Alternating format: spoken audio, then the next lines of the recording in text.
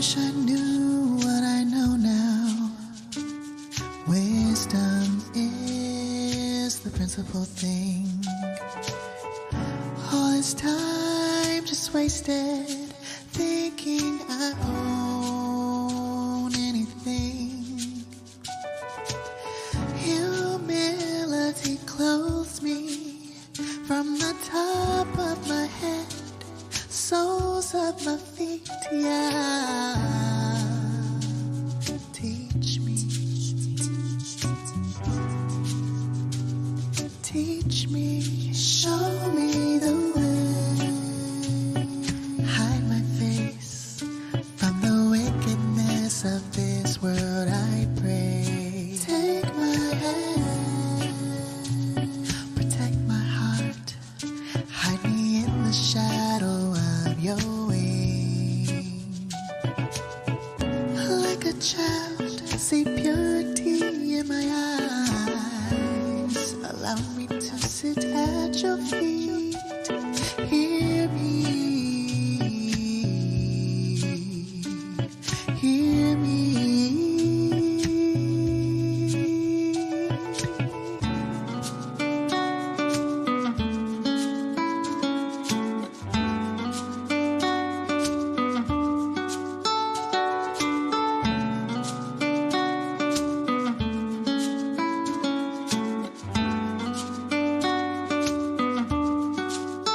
Show me your ways, teach me your paths. I'm yielding to your will. Your loving commitment will endow me, surround me in my coming and my going. Cleanse me, purge me. I want to be white as snow, so I may testify of your love to those in search of you. Show me the way. You desire truth, the inward parts you make me know you. Take my hand, casting all my cares, refresh me with the waters of life. Like a child crying softly, forgive me.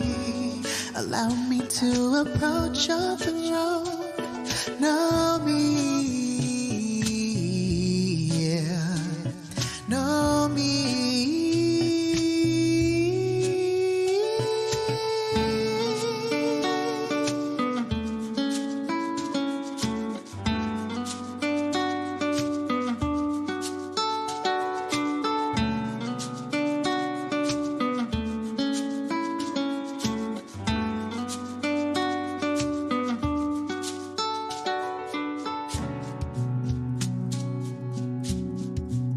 Have mercy upon me, O Elohim, according to your loving kindness.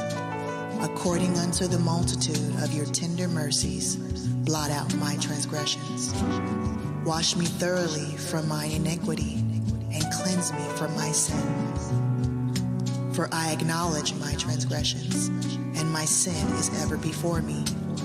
Against you, you only, have I sinned, and done this evil in your sight, that you might be justified when you speak, and be clear when you judge. Behold, I was shapen in iniquity, and in sin did my mother conceive me. Behold, you desire truth in the inward parts, and in the hidden part you shall make me to know wisdom.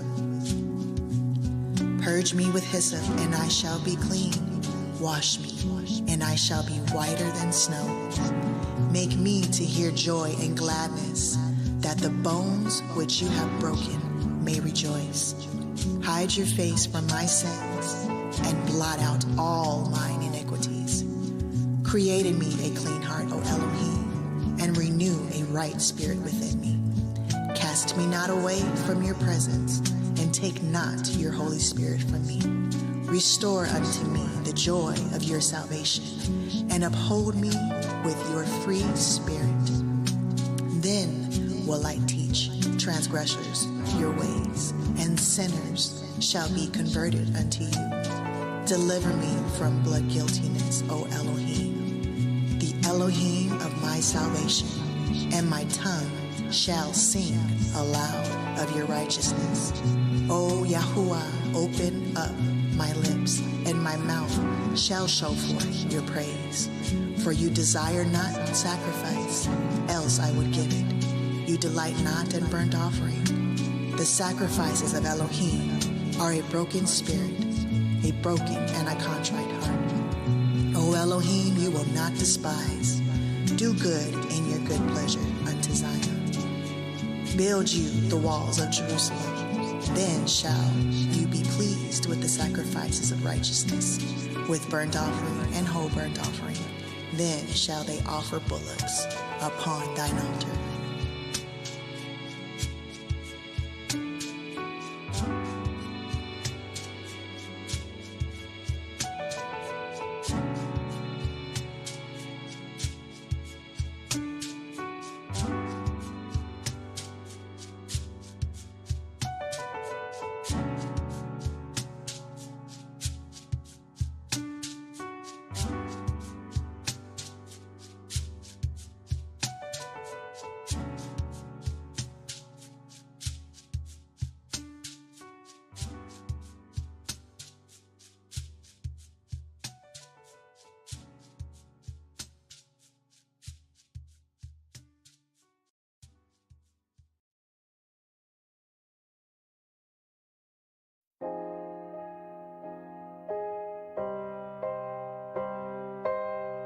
Deuteronomy 28.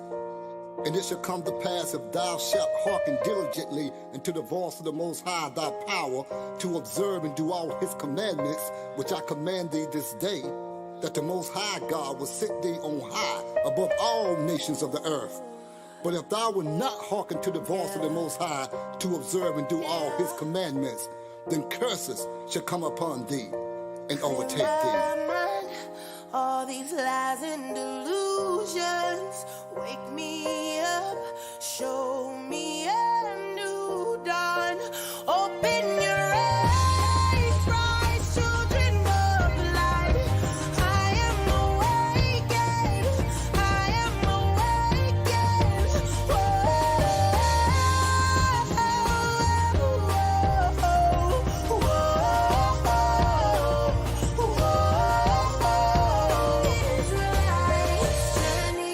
Seek out the ways of the heathen to make a covenant with Satan's government. Turn their face away from the Most High, evil desire. 2 Kings 17 said they passed their sons and daughters through the fire. They begin cutting divine spiritual ties, clinging to the heathen lies. Evil spirits bind, breaking souls, breaking spirits, ripping flesh, breaking minds. Running from the Most High wrath on the blood-stained path. 70 AD, Israelites fall. The Most High's chosen seed go into captivity. Hebrew Israelites watch nations rise. They watch nations fall. 4 beasts, Babylon, Medo-Persia, Greece. We pray for the fall of the 4th beast. Under the iron foot of Rome, we long to go home. A hopeless nation lies dead in the valley of the dry bones. Simulation of Shemites to Hamite clones. Israelites wrong. All these lies and delusions, wake me up, show me a new dawn. Open your eyes, rise, children of light. I am awakened, I am awakened.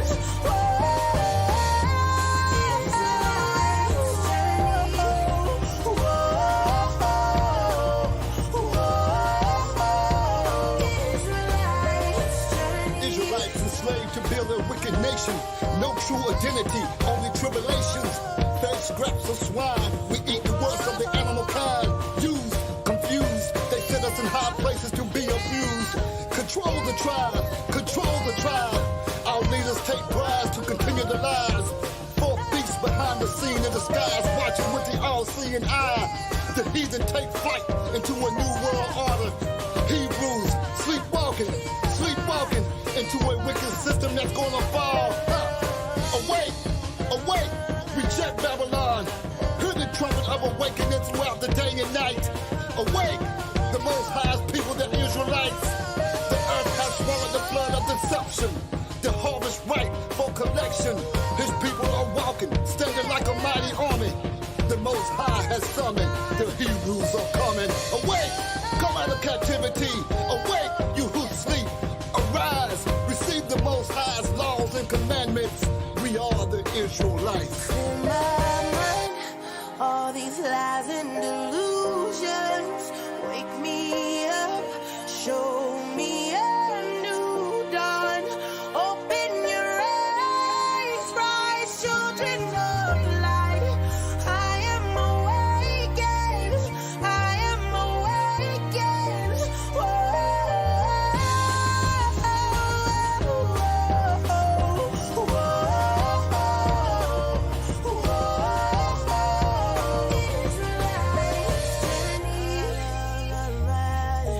Clear my mind and my soul. Gave me a new mind. Oh, made me whole. I rise up. Quam. I'll be a new light. Quam. I am awakened. Quam. I am awakened. Quam. Yasharahla. All these lies and delusions. Wake me up. Show me a new dawn. Open your eyes, rise, children of light. I am awakened. I am awakened.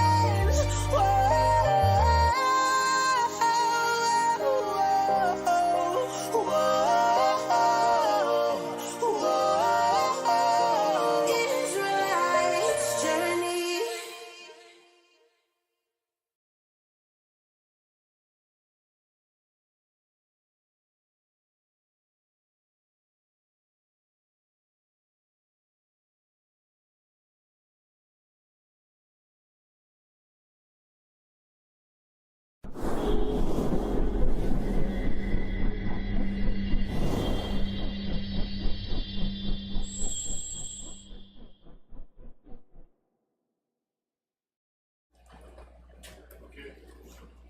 All right, shalom, shalom, shalom, Israel, shalom. Shalom. Shalom. All praises to the Most High for this Sabbath day. And I always want to give glory and thanks to the Most High and to his son, the King, Yahushua HaMashiach, the true King and ruler of this universe. And to all the faithful and chosen elect of the Most High, we give praise and glory, and that we continue to glorify the Most High in these last and evil days. So today's subject we want to touch on is who was the king that knew not Joseph. This is a very explosive subject because most historians, archaeologists, and biblical researchers don't touch on that subject, who the king was. And even in the Bible, it doesn't state who the king that knew not Joseph was. So you have to go into extensive history of the Egyptian dynasty and rulership when the Egyptian ruled that particular dynasty, which was the 18th dynasty of Egypt. And when we research the history, we'll see that that 18th dynasty is where the vast majority of those rulers came from. All right, so that's going to be today's subject. But before we start our class, like as usual, we always want to give our readers Psalms to glorify the Most High and his words and his truth, and that his truth always will be in us to continue bringing forth his truth and his wisdom, his knowledge and understanding, because this wisdom and knowledge is not ours. It belongs to the Most High, right? And it belongs to all Israel, not just one particular Israelite have a monopoly on the Most High truth. The Most High truth is spread out to all Israel, right? Because the Most High truth, one man or one people can't contain the Most High truth. The Most High is too vast. So the Most High spreads out his truth to all bodies, right? With different bodies of this manifestation that the Most High is bringing forth. Yes, some might have more truth than some, but the Most High extends his truth to all Israelites, right? even those that are non-Messianic. Okay, hey, that might be like, what? Yeah, some of the non-Messianic have knowledge and wisdom of the Most High too. Can't exclude them. All right, so let's jump. Go into the book of Psalm 62, beginning with the first verse.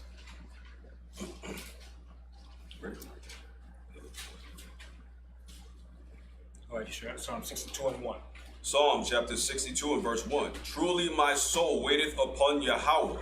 From him cometh my salvation. Right, so this is what David is saying, and this is what we all have to say. Truly my soul waiteth upon the Most High. From him cometh my salvation. Our salvation is going to come from the Most High through his son Yahushua HaMashiach and the angels that he's going to send to bring our salvation. Continue. He only is my rock and my salvation. He is my defense. I shall not be greatly moved. See, and David is putting that confidence in the Most High. He only is my rock and my salvation. He is my defense. I shall not be greatly moved. Once you stand in the foundation of the Most High, you shall not be moved. And that's what all Israelites should stand upon, that foundation. The foundation of the Most High. He's our rock. Continue. How long will ye imagine mischief against a man?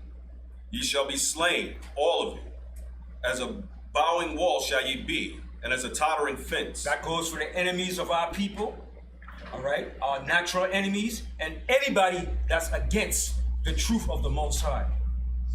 I see there's a lot of people opposing the Most High's truth and trying to deny that we're not the Israelites, but going to give refuge and sanction to the enemy. The Most High is going to destroy you people out there that's doing that. Continue playing with the Most High. Continue trying to fight against the Most High word and the truth as to who the Israelites are. And you're fighting a losing battle. Continue. Verse 4.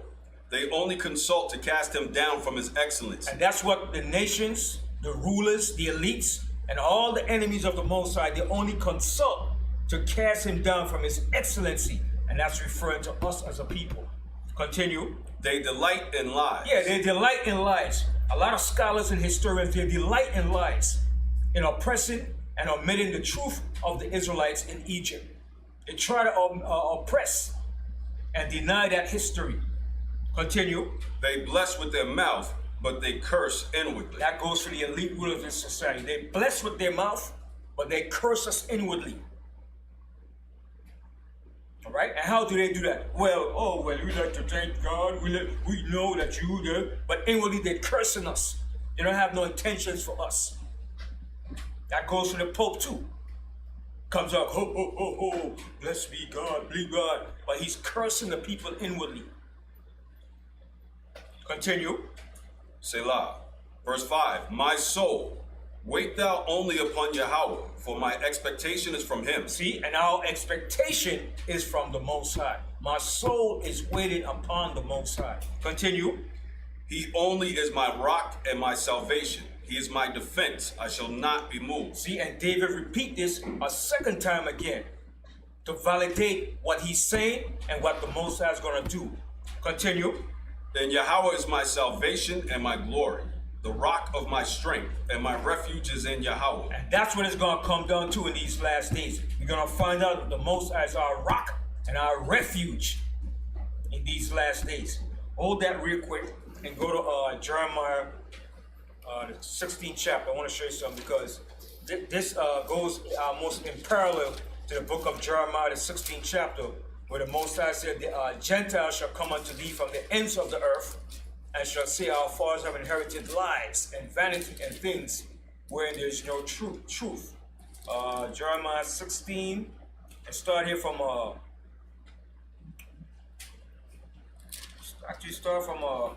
start from 16 and start from the 17th verse. Jeremiah chapter 16 and verse 17.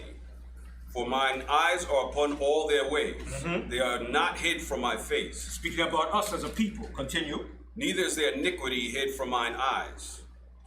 And first I will recompense their iniquity and their sin double, because they have defiled my land. That's what we did. We defiled the Most High land in our abominations, serving idols, serving different gods, Continue. They have filled mine inheritance with the carcasses of their detestable and abominable things. O Yahweh, my strength and my fortress and my refuge in the day of affliction, the Gentiles shall come upon thee from the ends of the earth, and shall say, surely our fathers have inherited lies, vanity, and things wherein there is no profit. And this is going to come to pass in the latter days that we're living in. All right? That the Gentiles are going to come unto us and say, surely our fathers have inherited lies and vanity and things wherein there is no profit. They're going to find out all that they've been taught in this society by their collegiate, academia, institutions were all based on lies because of their ruling elites that taught them these lies. Go back to Psalms, the 62nd chapter. Psalms chapter 62 and verse 8. Trust in him at all times. See what David is saying? Trust in the Most High at all times. Trust in the Most High at all times. Continue. Ye people. Ye people. Continue. Pour out your heart before him. Yahweh is a refuge for us. Selah. See? And David continues saying the Most High is a refuge for us. The Most High is going to be our refuge in these last and few days left in this wicked kingdom. Because all hell is going to break down in this society. Okay? We're already saying that Russia is going to cut off the fuel from Europe, and that's going to create a hell of a crisis. Okay? Macron said in France, they're going to turn off the street lights in France to save energy. Because Russia is going to cut off that fuel. Okay? And once Russia finally cuts off that fuel, it's going to be an all-out anarchy. See what's happening in Sri Lanka already? The people in Sri Lanka is protesting. They took over the presidential house, man. Because there's no fuel, food shortages. It's going crazy over in those countries, man. And it's going to hit America too. I don't think it's not going to hit America. It tells you the Most High said they should not regard their kings nor their princes. Okay? With all these shortages, food, it's gonna be every man for himself. Okay, and it's coming. The Most High is gonna bring this. The Most High said, when this happened, it said man's heart is gonna fail them for fear for what's coming upon this earth. You're gonna die of heart attacks for what the Most High is gonna bring upon this earth. Continue. Verse 9. Surely men of low degree are vanity. See, men of low degree are vanity. Continue. And men of high degree are a lie. And men of high degree, which are the elite, the rulers, they're a bunch of liars. They lie against the Most High, against his truth, and against his people. Continue. To be laid in the balance, they are altogether lighter than vanity. See, when you put them together in a balance, they're nothing. And when they're all said and done to be compared and to be judged properly, they're nothing. Continue. Trust not in oppression. See, trust not in oppression. Continue. And become not vain in robbery. And don't become vain in robbery. Continue. If riches increase, set not your heart upon them. Yahweh hath spoken once. Twice have I heard this, that power belongeth unto Yahweh. See, that power belongeth unto the Most High. Power belongs to the Most High. Continue. Also unto thee, O Adawan, belongeth mercy. For thou renderest to every man according to his work. Right. And also unto the Most High belongeth mercy, for thou rendest to every man according to his work. And that's what the Most High does. Hallelujah. All right. So we're going to move on to our subject. All right. To prove a point. There's a lot of history involved in us being in Egypt and the things that took place in Egypt. So I'm going to start off reading some historical points. Then we're going to go into the Bible, because what we have to understand and acknowledge, while we were in Egypt and Joseph was down in Egypt, Joseph was a governor in Egypt, a ruler in Egypt. And while he was that ruler in Egypt, he was under the kingdom of a group of people called the Hyksos.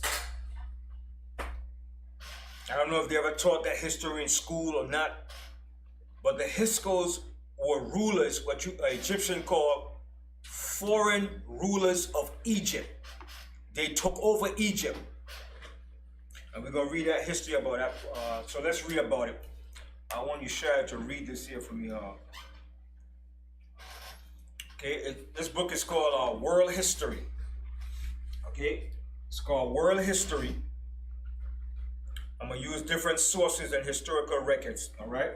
And this was written by MacDougall Littell. Okay, and this is on page 83. I'll let you, Shad, to read all of this right here, Shad.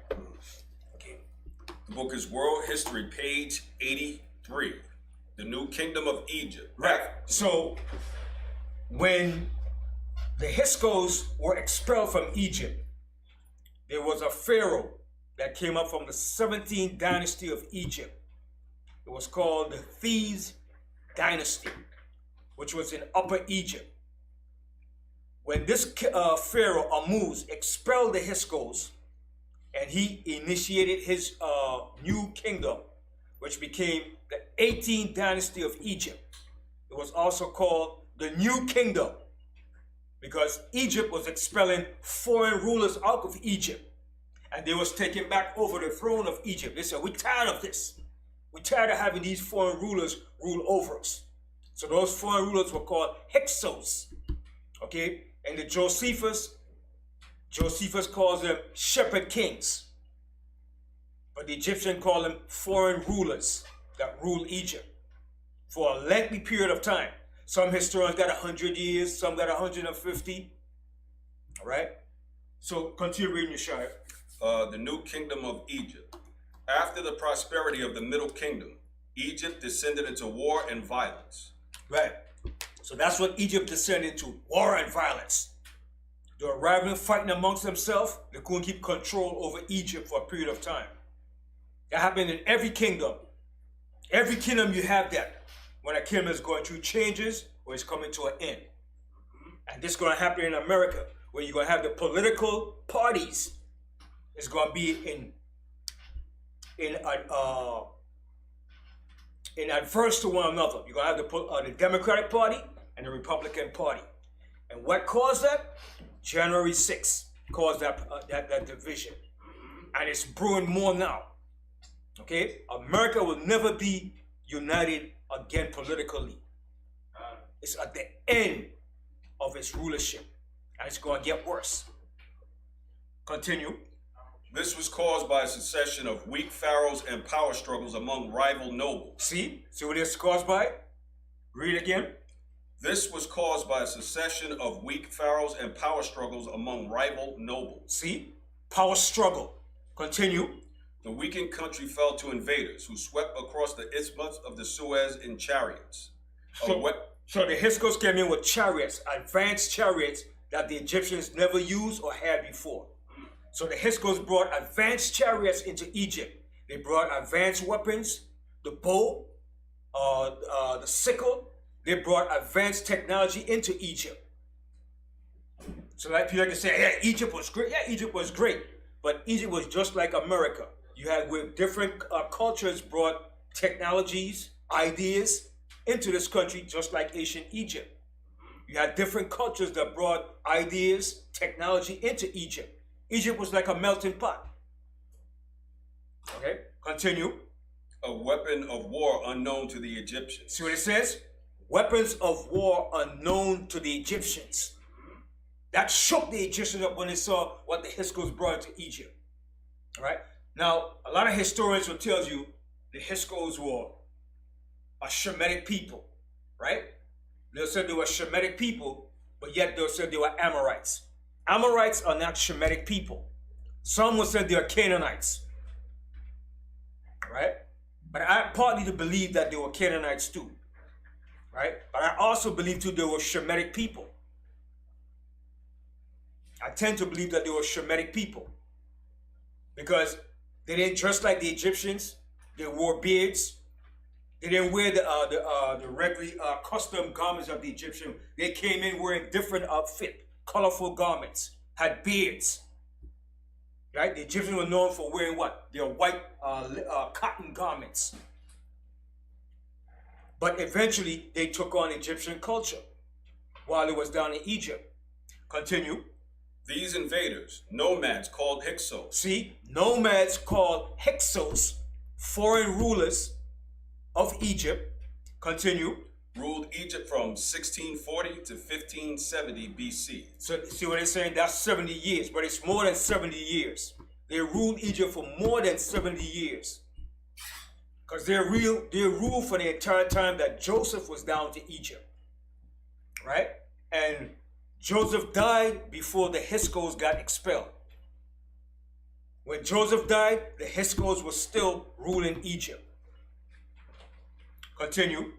The Hyksos invasion shook the Egyptians' confidence in the desert barriers that had protected their kingdom. See what it did? It shook them up.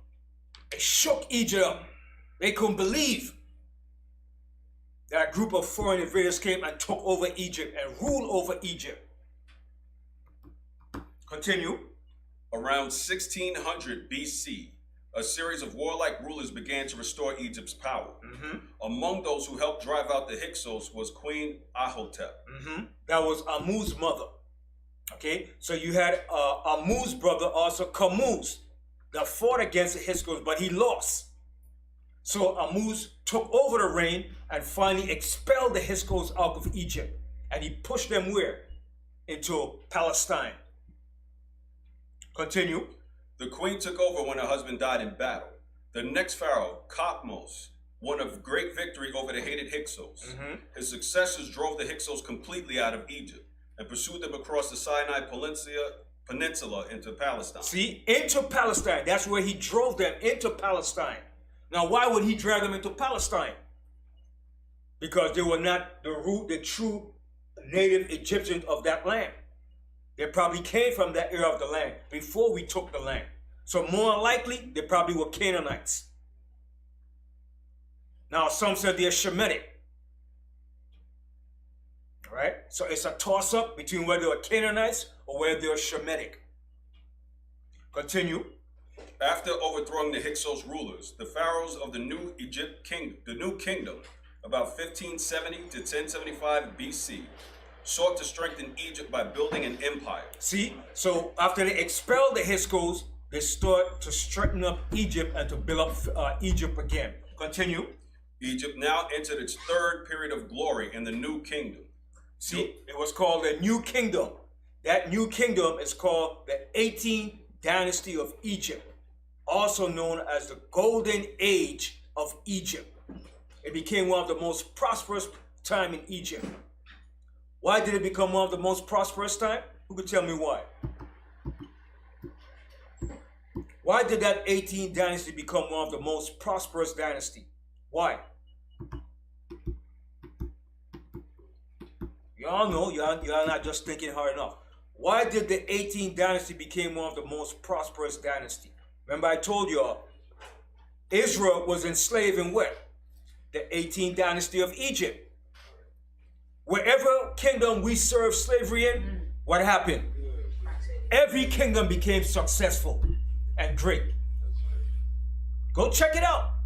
Every kingdom that Israel served slavery in, that nation became great and powerful. If we wasn't here as a people enslaved in this country, you think America would have been great and powerful?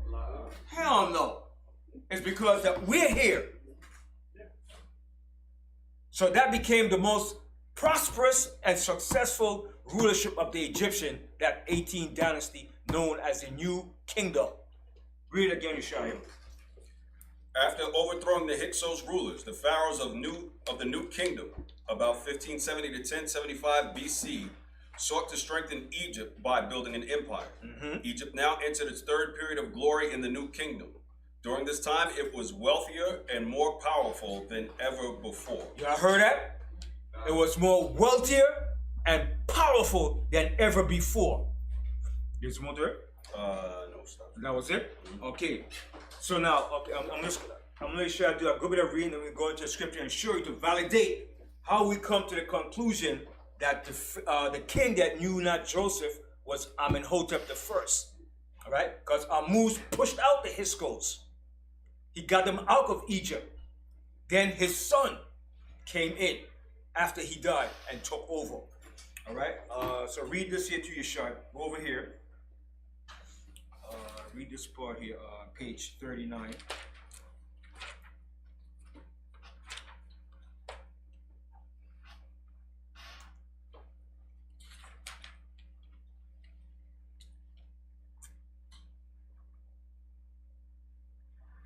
Read this right here, and then we're going back to page 84.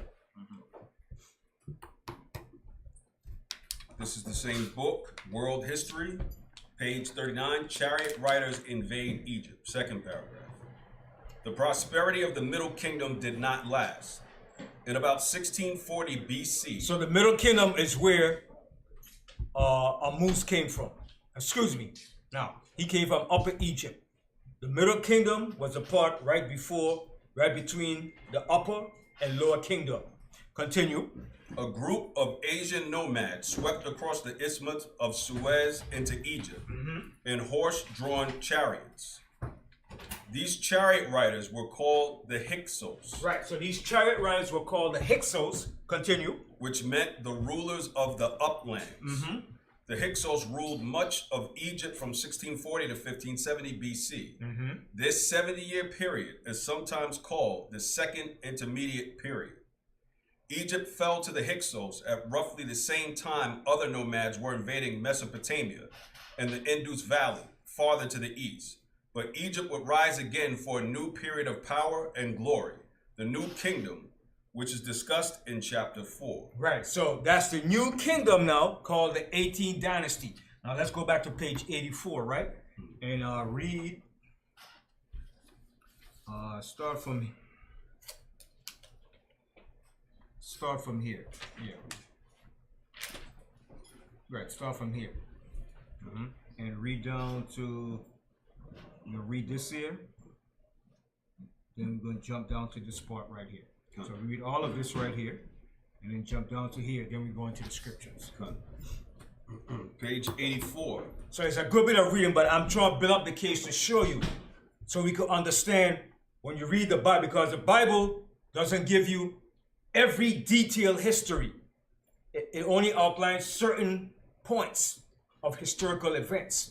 So to get other references, you have to go to other historical facts to link up and match and show what the Bible is really talking about. Okay? Because, let me give you an example. When Daniel spoke about the four beasts that rule the earth,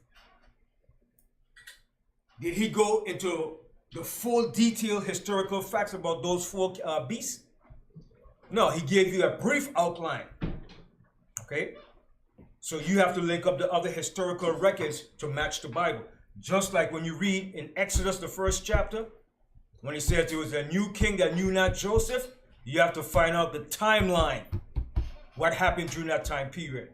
And that's what I'm trying to show you right now. So I'm linking up and building up to that point to show you. Okay, continue. Hatshepsut's stepson, Thutmose III, proved to be a much more warlike ruler. Okay, so Thutmose III. This was also another pharaoh in Egypt. He came after Ammuz. You had Thutmose I, Thutmose II, and Thutmose III. Okay, now Thutmose I, this is where Moses' name came from. Okay, when the queen of Egypt found Moses in the Nile, when she took him dry from the Nile, she called his name Moses after her father. Her father was Thutmose I. Okay, that's where Moses' name came from. Moses didn't have a Hebrew name. Why? Why didn't Moses have a Hebrew name? Who could tell me why? Egyptian. Right. He was born in Egypt and he grew up as an Egyptian and he was raised by the Egyptian family. So more than likely, he's going to have what? An Egyptian name. Okay. Continue. Go ahead. Thutmose III proved to be a much more warlike ruler. In fact, in his eagerness to ascend to the throne, Thutmose III may even have murdered his stepmother, Hatshepsut. Right. So that's what they're saying. He probably murdered his stepmother. I won't put it past the Egyptians, because when he reigned, he defaced all of her images and records out of Egypt. He destroyed everything. He said, because what she did, she usurped the throne of Egypt, and she became a female pharaoh. Dressed up like a man, put on fake beard, okay, and was ruling over Egypt. And he said, what? When he came to power, he said, deface her, take it down. All right, so I won't put it past him that he killed her. Continue. Between the time he took power and his death around 1425 BC, Thutmose III led a number of victorious invasions into Palestine and Syria. Right. They said he was one of the, that period, he was one of the most well-favored conquerors during that time period. They said he had 17 annual campaigns into the Levant. But they said the 18th one, he didn't make it because his army was decimated. And more likely, he was the pharaoh of the Exodus, Thutmose III. He had 17 annual campaigns into the land of Canaan and the Levant. But it said he didn't make the 18th campaign because his army was decimated. All right, continue. Under Thutmose's rule, Egyptian armies also pushed farther into South Nubia. See, so under Thutmose, beginning with Thutmose I, all right, beginning with his grandson, they were taking over, warring, and fighting against Nubia and Ethiopia. And when you read the Josephus, Moses was a general in the Egyptian army fighting against who? Y'all gotta read a Josephus. If you have a Josephus, go get a Josephus and read about Moses when he was in the Egyptian army as a general. He was fighting against the Ethiopians.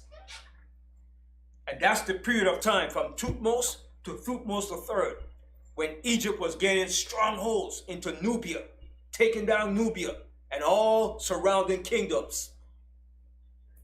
That was the beginning of Egypt's mightiest power to rule the 18th dynasty. That's why we said earlier, the 18th dynasty became one of the most wealthiest and most powerfulest dynasties ever. So Thutmose was a well-known conqueror. Thutmose III. Read that part again, Yashariah. Thutmose III led a number of victorious invasions into Palestine and Syria. Under Thutmose's rule, Egyptian armies also pushed farther into South Nubia. So they pushed further south down into Nubia, all right? Continue. A region of Africa that straddled the upper Nile River.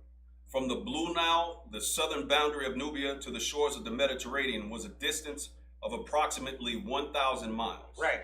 See that? So from the point for where Nubia is to up to the Mediterranean Sea is of 1,000 miles. That's a lot of land to cover. Okay? They said if you had to send a message or an embassy, it would take you at least a month to get from one part of that country to another part. So if you came from the upper part of Egypt to go to the lower part, it will take you at least a month. Okay? Continue. From Nubia, Egyptian soldiers returned carrying gold. See? So Egyptians returned from Nubia carrying gold, because that's where the Egyptians got their gold from Nubia. All right? And the Egyptian word for gold is Nub. N-U-B. That's where the word Nubia came from. The Egyptian word for gold is Nub. So they called them Nubian.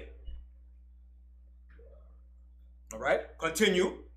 Egyptian soldiers returned carrying gold, cattle, go ahead. Ivory, and many captives.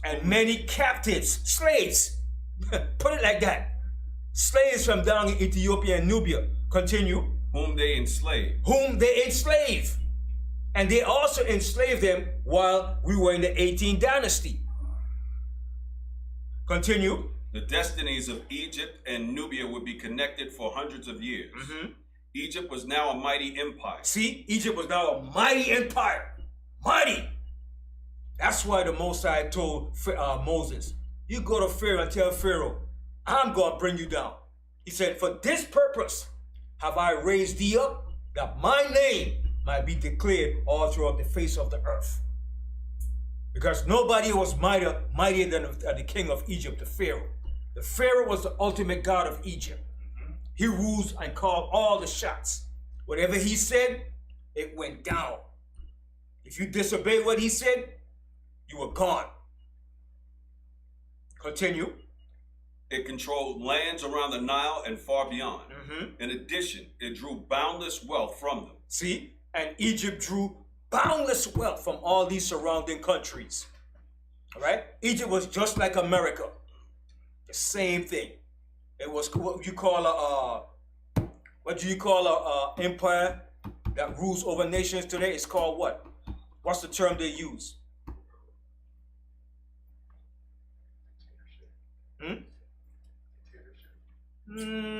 Not so much a dictatorship, but it's another term they use. When a kingdom rules over vast countries and have great wealth and power.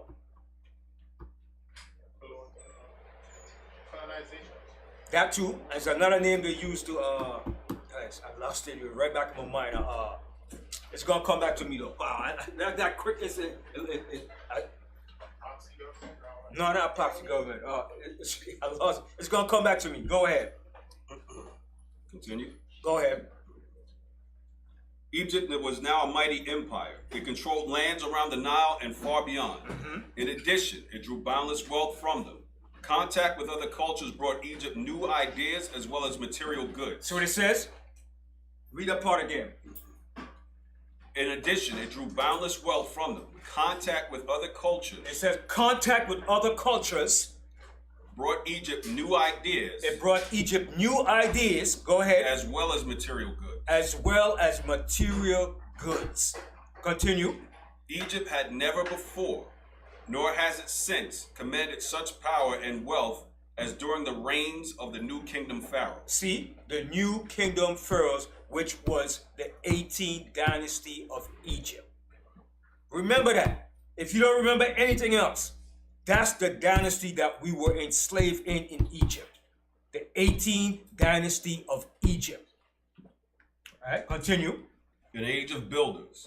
Like the old kingdom with its towering pyramids, rulers of the new kingdom erected magnificent palaces, temples, and tombs. See that? What they did? They erected what? Palaces, temples, and tombs. And tombs. That's the period while we was enslaved in Egypt, building up the mighty cities of Egypt. Continue. In search of security in the afterlife, they hid their splendid tombs beneath desert cliffs. In this way, they would not be plundered by grave robbers and looters. The site they chose was the remote valley of the kings near Thebes. Besides royal tombs, the pharaohs of this period also built great palaces. Great palaces. And magnificent temples. Magnificent temples. That's what we was doing. We weren't building pyramids, okay? Because the pyramids that was built in Egypt was built by what? They were built from what? Stones.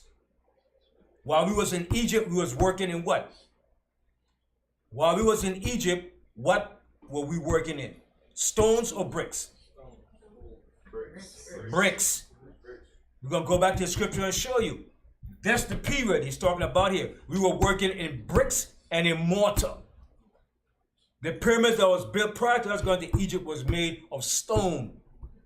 From quarry stones and different stones of Egypt. Remember, the Pharaoh stands to go get bricks. Then after a while, he said, you know what?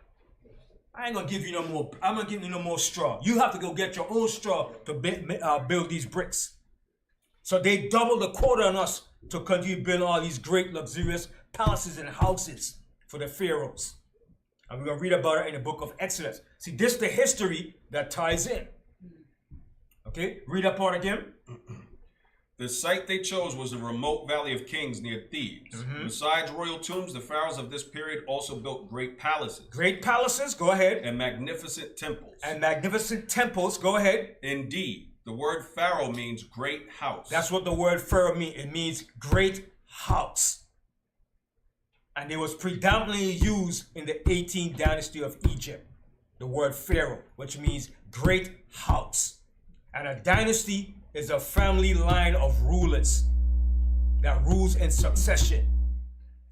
Continue. Means great house and comes from this time period. See, from that time period, the 18th dynasty.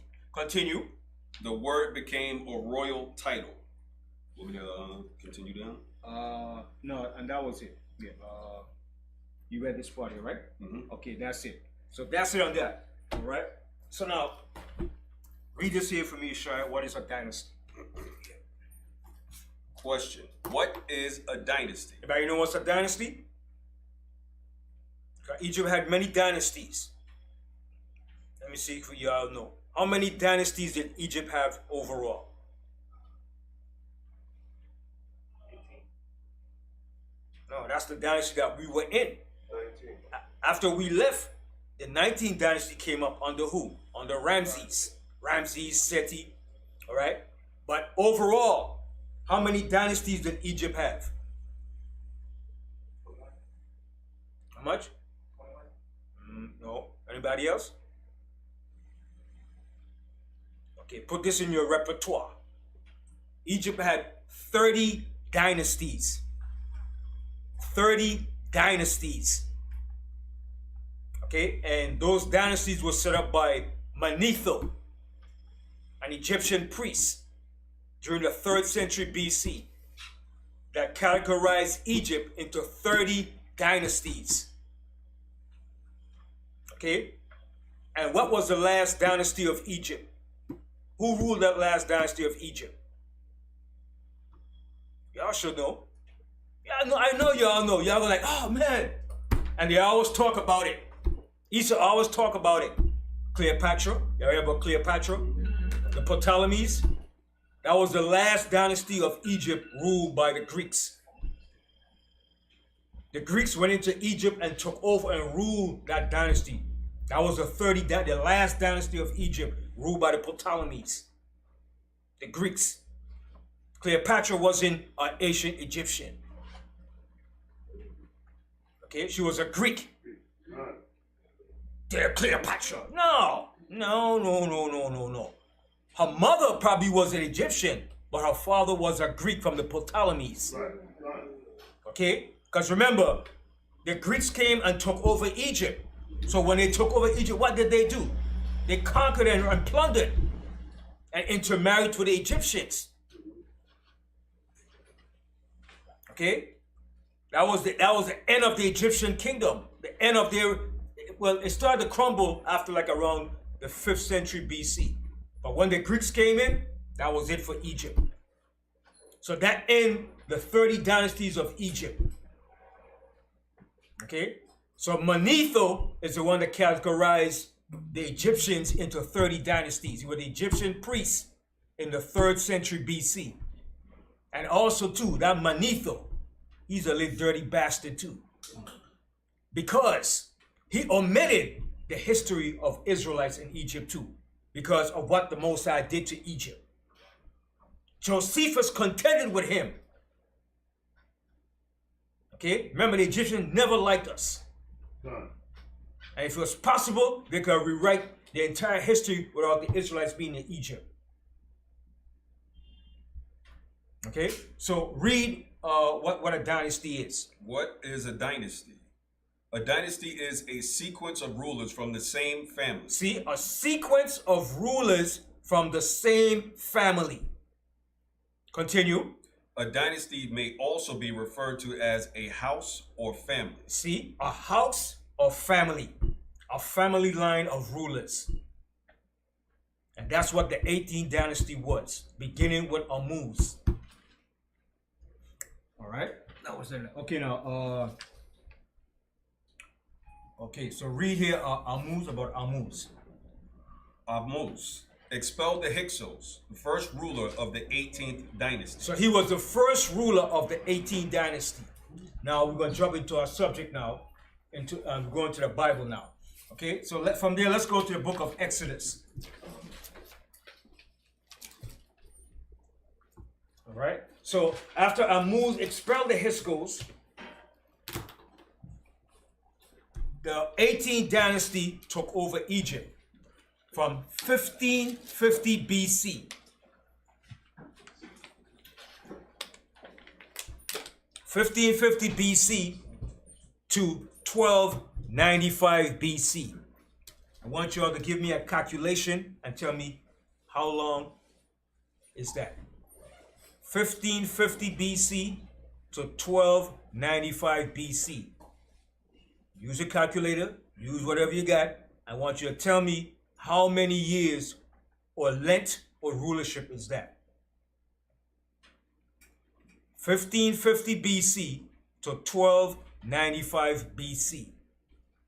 255 years. 255 years. That's the full length of that 18th dynasty. It ruled for 255 years. Guess what?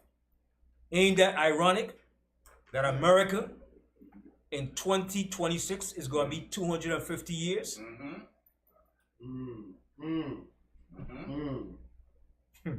Ain't it ironic? History always repeats itself. And what does the Most High call America? Spiritual Egypt. Spiritual Egypt. Now, that dynasty ruled for 255 years. But we did not stay that whole entire 255 years in that dynasty. When we left, that dynasty was still ruling for a period of time. How long did we stay in Egypt altogether? What was the length of stay beginning with Jacob going to Egypt to the Exodus? What was the length and stay of us in Egypt? 230. I'm hearing a lot of different answers. From the time Jacob went down to Egypt to the Exodus, 400 years. Y'all never watched my class. Y'all wasn't paying attention, huh? From the time that Jacob went down to Egypt to the Exodus, how many years was that all together? 280. I'm hearing a lot of answers, a lot of numbers, boy. 215 years. I taught you all this. I taught you all this. We spent all together 215 years in Egypt. Beginning when Jacob went down to Egypt with his sons to the Exodus with Moses, it's 215 years. And where was the other 215 years? Where was the other 215 years spent? No. The other 215 years was with Jacob, Isaac, and Abraham in the land of Canaan. From Abraham to Jacob is 215 years in the land of Canaan. From Jacob going into Egypt to the Exodus is another 215 years. You all got it? Put that in your repertoire. So now the question is, again, the second time, how many years did we spend in Egypt altogether? 250. Y'all not listening? How you get 430?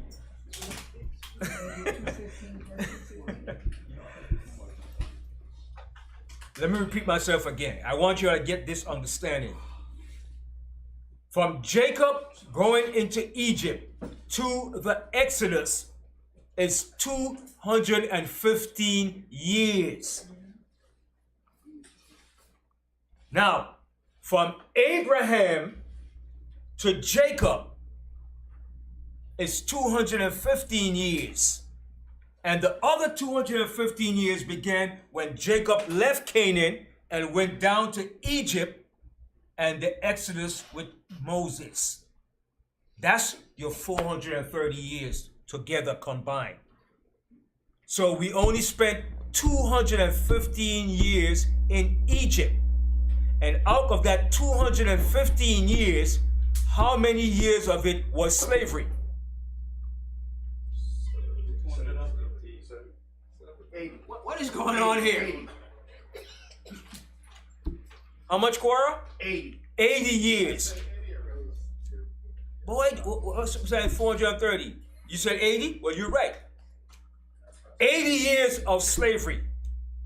But the overall stay in Egypt was 215 years. So out of the 215 years, 80 years of it was slavery.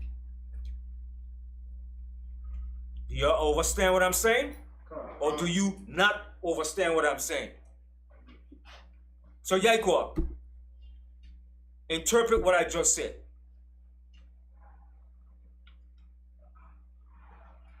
He said, we spent as slave in Egypt 80 years.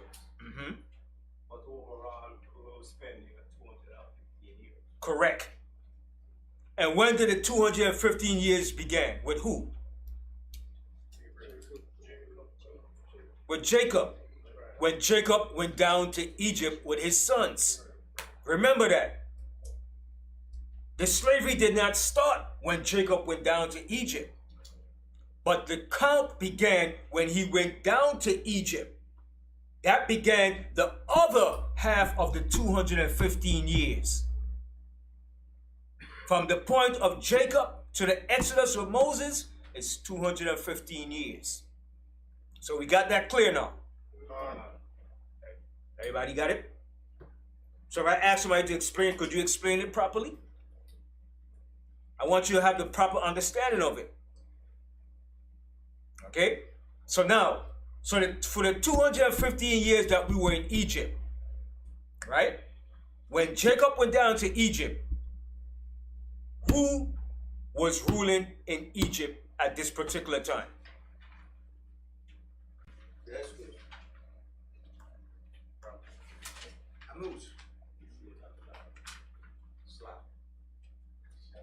Y'all just shutting out answers. You're not thinking. Is that Ramesses? I never said nothing about Ramesses. Ramesses came in the 19th dynasty. Okay? When Jacob went down to Egypt, who in particular was ruling Egypt?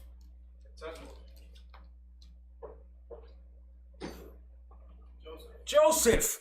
Why y'all keep forgetting that your brother was ruling Egypt? Why y'all keep forgetting that? That's the only reason why Jacob went down to Egypt. Because Joseph was ruling in Egypt under the Hyksos. Come on, put on your thinking cap. We gotta go back to the scriptures now. You gotta get it right now.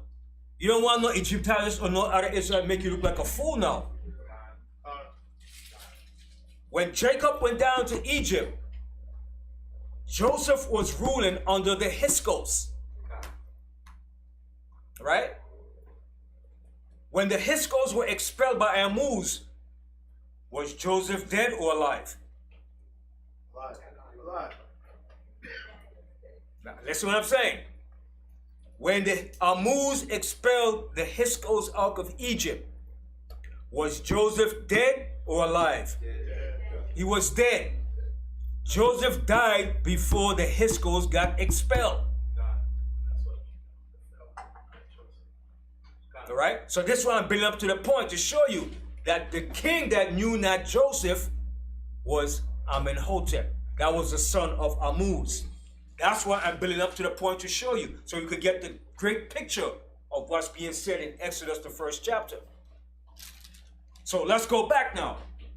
Let's reiterate what I said.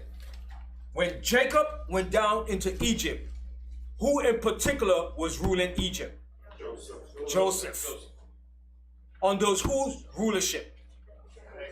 The Hyksos. Okay, so did Joseph die or was he alive when Ammuz expelled the Hyksos? Joseph was dead. So while Joseph was dead, the Hyksos were still ruling Egypt. All right? Remember that. So now, how long did Joseph rule Egypt for?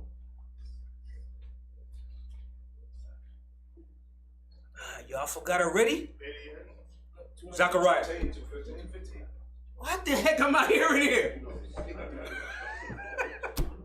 Come on, y'all disappointing me, man. Y'all not listening to what I'm saying. Shafkai, I know you pay very close and you take notes. How long did Joseph rule Egypt? I know you know, Shafkai, you take notes and you listen very carefully. How long did Joseph rule Egypt? 7. Let me ask the sisters over here. How long did Joseph rule Egypt?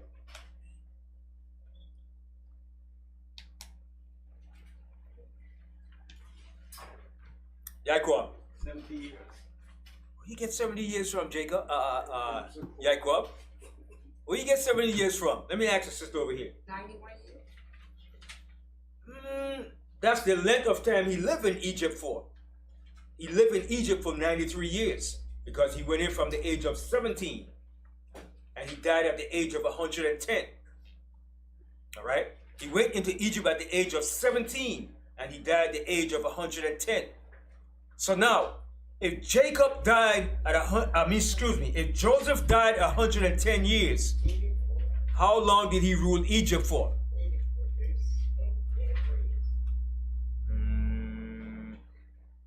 What age did he begin to rule Egypt? 30. At what age? 30. So how long did he rule Egypt for? 93 years. 61 years. 80 years. Let's go, I have to go back to that. Let's go back to that again real quick. Are you sure? And let me get to the point where I'm Hotep. Well, okay, let's go to the book of Genesis. Right? It's very important that we get this proper understanding. I know it's kind of difficult. A lot of us don't like history, but history is very important. History plays a vital role in everything you do in life, man. Let's go to Genesis 37.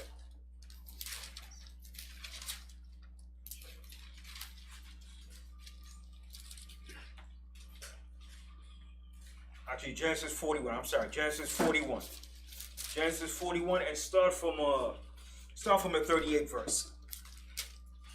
Genesis chapter 41 and verse 38. And Pharaoh said unto his servants, Can we find such a one as this is, a man in whom the spirit of Yahweh is? Now, at this particular time, who was ruling Egypt? The H.O.D.C. All right? So this was an Egyptian H.O.D.C. pharaoh. This was not a true native Egyptian pharaoh. Put that in your notes. This was the H.O.D.C., the pharaoh of the Hyksos that was ruling Egypt at this particular time. All right, continue. Verse 39. And Pharaoh said unto Joseph, For as much as Yahweh hath showed thee all this, there is none so discreet and wise as thou art. Thou shalt be over my house, and according unto thy word shall all my people be ruled. Only in the throne will I be greater than thou. See what the Pharaoh told Joseph? Only in the throne will I be greater than thee. Okay? So Joseph was coming into his position now. Continue. And Pharaoh said unto Joseph, See, I have set thee over all the land of Egypt. Now, was it over all the land of Egypt? What land was he talking about? Right. The area where the Hyksos was ruling in was called Avaris. That was the Nile Delta Valley area known as Lower Egypt. Okay? This is where the Hyksos was ruling in, an area called Avaris in the Nile Delta Valley of Lower Egypt. That's the same place where Goshen was located. That same area. All right, continue. Verse 42. And Pharaoh took off his ring from his hand and put it on Joseph's hand and arrayed him in vestures of fine linen. See, that's what the Egyptians used to wear, fine linen. That was their trademark, fine linen. Okay, continue. And put a gold chain about his neck. And he made him to ride into the second chariot, which he had. Which was the chariots of the Hyksos. Continue. And they cried before him, Bow the knee, and made him ruler over all the land of Egypt. Okay, so it says over all the land, but it wasn't all the land, because who was ruling up in Egypt prior to this time? The Nubians. No, the Nubians wasn't ruling. It was Ammuz that came from the 17th dynasty. Okay? The Nubians wasn't ruling yet, but they were contending with the Egyptians. They were fighting, warring against them. So the Theban dynasty was in the Upper Egypt. That's where Ammuz came from. And he took over Lower, Middle, and Upper Egypt altogether. Okay, continue. And Pharaoh said unto Joseph, I am Pharaoh, and without thee shall no man lift up his hand or foot in all the land of Egypt. And Pharaoh called Joseph's name Zaphenath-Paneah, and he gave him to wife Asenath, the daughter of Potiphera, a priest of On. And Joseph went out over all the land of Egypt. Over all the land of Lower Egypt, because Egypt is a massive country. Okay? It's a real big country. Continue. And Joseph was 30 years old when he stood before Pharaoh, king of Egypt. Remember that. Put that into your notes. Put it into your repertoire. Joseph was 30 years old when he did what? When he stood before Pharaoh, king of Egypt. When he stood before Pharaoh, king of Egypt, at the age of 30. Continue. And Joseph went out from the presence of Pharaoh and went through all the land of Egypt. And in the 7 plenteous years, the earth brought forth by handfuls. And he gathered up all the food of the 7 years. That's it. Okay. Now go to Genesis 50 now. Genesis 50. And start from the 22nd verse. Genesis 50 and verse 22. And Joseph dwelt in Egypt, he and his father's house. And Joseph lived 110 years. See? Joseph lived to be 110 years old. When you become a ruler in Egypt, you rule until your death. Nobody takes over your kingdom unless it's by war or some other reason. But as long as you live, you're a governor or a vizier of that particular country of Egypt or dynasty. So how long did Joseph rule? 80 years. Okay, continue reading on. Verse 23. And Joseph saw Ephraim's children of the 3rd generation, and the children of Machir, the son of Manasseh, who were brought up upon Joseph's knee. And Joseph said unto his brethren, I die, and Yahweh will surely visit you. Okay, so Joseph died. So who was still ruling? The H.O.D.C. The H.O.D.C. So Joseph died, but the H.O.D.C was still ruling at this particular time. That's why Ammuz was able to expel the H.O.D.C. All right? See what I'm building up to? So Joseph died, but the H.O.D.C was still ruling. Now, Joseph's sons was following into his footstep when Joseph died. And who was Joseph's 2 sons? Ephraim and Manasseh. They was continuing what his father left off in Egypt. All right? Continue reading on. I die, and Yahweh will surely visit you, and bring you out of this land into the land which he sware unto Abraham, to Isaac, and to Jacob. And Joseph took an oath of the children of Israel, saying, Yahweh will surely visit you, and ye shall carry up my bones from hence. So Joseph died, being 110 years old, and they embalmed him, and he was put in a coffin in Egypt. Right. So you see that. So he died. So we see now when you get to Exodus, the 1st chapter, you see what's happening here now. So then the new king is going to come into play now. All right? So Ammuz expelled them out of Egypt, and they were still there in Egypt. All right? So you are starting to see the picture I'm building up to, right? If you all don't, let me know. Can you repeat that? Okay, so while Joseph ruled for those 80 years, then he eventually died. So who was still ruling Egypt at this particular time? The Hyksos. So while Joseph was dead and the Hyksos was still ruling, now they came the ruler of the 17th dynasty, Ammuz, and he came into power and he took over that dynasty and he did what? He expelled the Hyksos out of Egypt. When he expelled them and he ruled for a period of time, then he died. Then when he died, who came into power next? his son. All right? His son was Amenhotep the first. Okay? Now, a pharaoh in Egypt had two names. He had his birth name, which was Amenhotep, which means Amun is at peace with him. Okay? And he had a throne name, which was Jizirkeri. I'll spell it. It's D-J-E-S-E-R-K-A-R-E.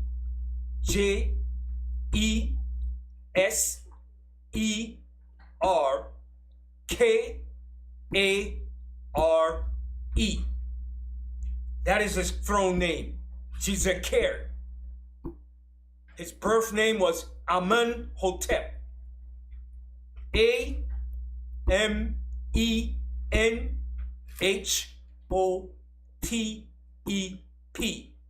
Amenhotep is his birth name.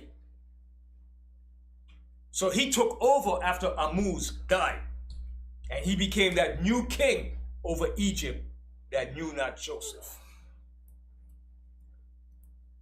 All right, so let's go to the book of Exodus, the first chapter now. So everybody got the picture now, what I'm showing you. All right?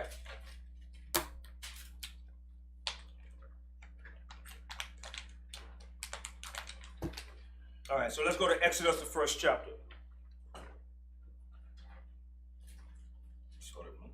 Start at 1, yes. Exodus chapter 1 and verse 1. Now these are the names of the children of Israel, which came into Egypt. Every man and his household came with Jacob. Right. So now Jacob came into Egypt before Joseph died. All right. We know that, right? Before Joseph died, Jacob and his sons came down into Egypt. Okay. And what proved that? Let's go to the book of Genesis, the 46th chapter. Genesis 46.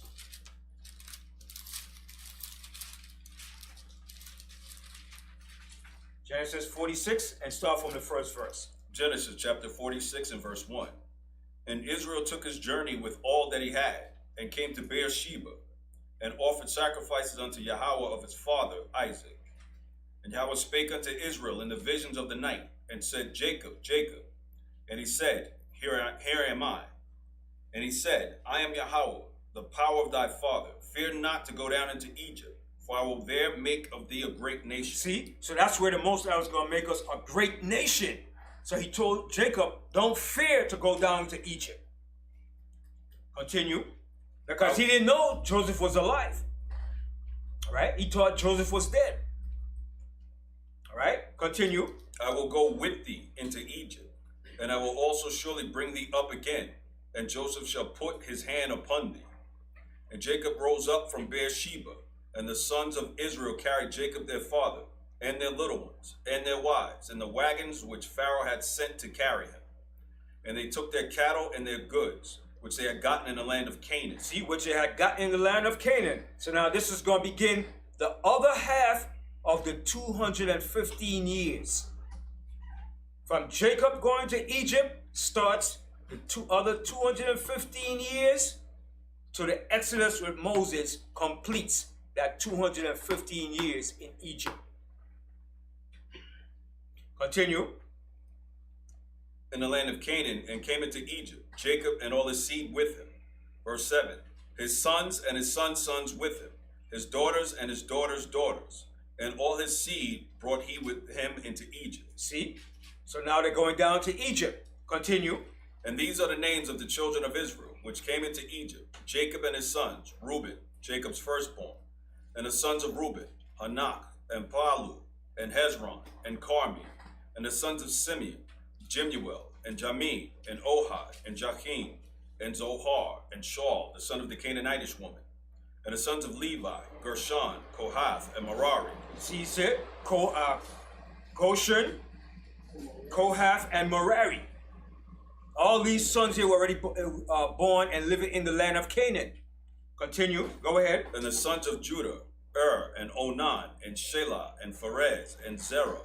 But and Onan died in the land of Canaan. And the sons of Pharez were Hezron, and Hamul. And the sons of Issachar, Tola, and Phuvah, and Job, and Shimron. And the sons of Zebulun, Sered, and Elon, and Jahleel.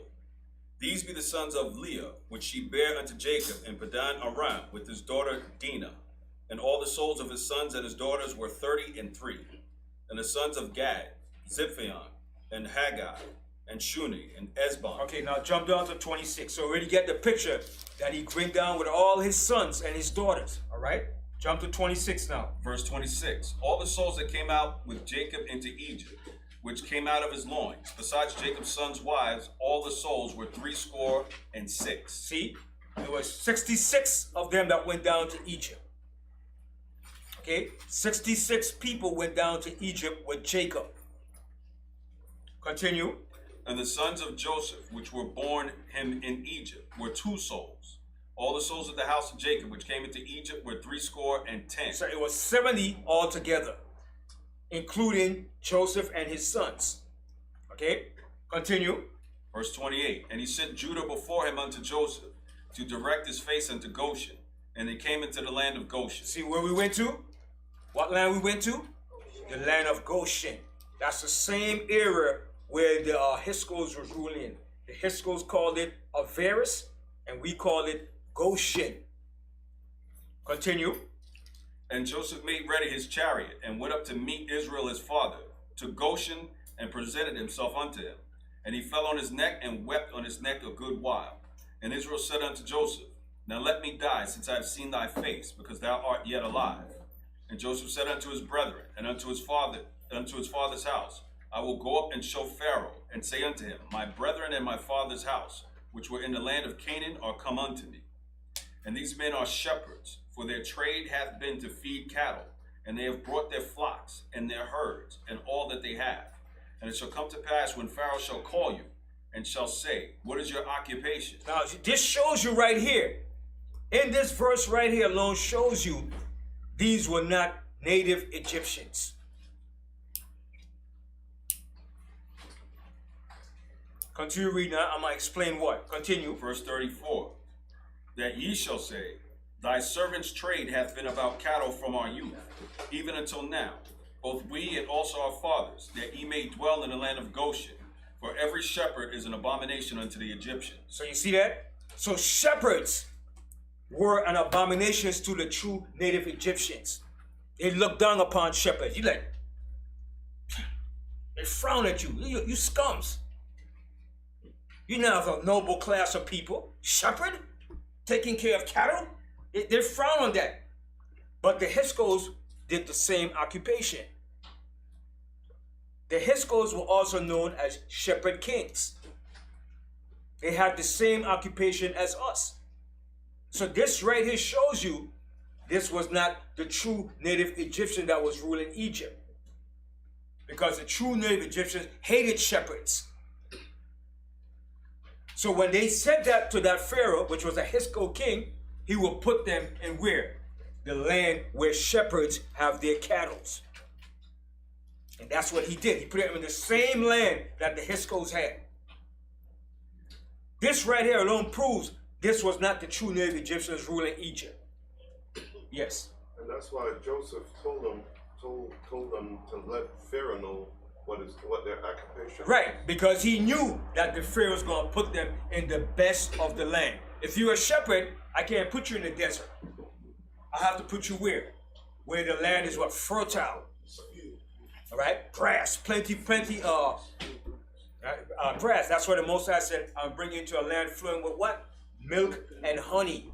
Pastures. All right? So that's what the Pharaoh did. He put us in the land of Goshen. Because they were shepherds too. The H.O.D.C. Okay? That was it on that, right? Now, let's go back to Exodus now. So we see Jacob came down to Egypt while Joseph was still in power. All right? Let's go back to Exodus, and I'll start off again from the first verse. Exodus chapter 1 and verse 1. Now these are the names of the children of Israel which came into Egypt. Every man and his household came with Jacob. Reuben, Simeon, Levi, and Judah, Issachar, Zebulun, and Benjamin, Dan and Naphtali, Gad and Asher. And all the souls that came out of the loins of Jacob were 70 souls, for Joseph was in Egypt already. And Joseph died, and all his brethren, and all that generation. So after a period of time of Joseph ruling Egypt, he died. Okay, he died. Continue. And the children of Israel were fruitful and increased abundantly and multiplied. So we was growing phenomenally. Right? We was we was growing so fast, multiplying so fast in Egypt within that 80-year period that Joseph ruled. And even after Joseph died. Because even after Joseph died, we still had a period of success. Until that new king came in that knew not Joseph. When that new king came in, that was it. It was all over. It's time to pay the price. All right, continue. And waxed exceedingly mighty, and the land was filled with them. Now it said the land was full of them. Which land? Goshen. Right, Goshen. Because remember, how could we outnumber all of Egypt? It's impossible, right? The Egyptians were already a nation before us. So how are we going to come and surpass the Egyptians that was already a nation before us? The Most High said we were the last of the nations. Even when we went to Canaan, the Most High said what? 7 nations mightier and greater than thou were in the land. So how could we outnumber the Egyptian? But we outnumbered them when we went into the land of Goshen, the lower part of Egypt, because the Egyptians that came from upper Egypt had eventually took over lower Egypt. So we started to outnumber them. But we didn't outnumber all of Egypt. It's impossible.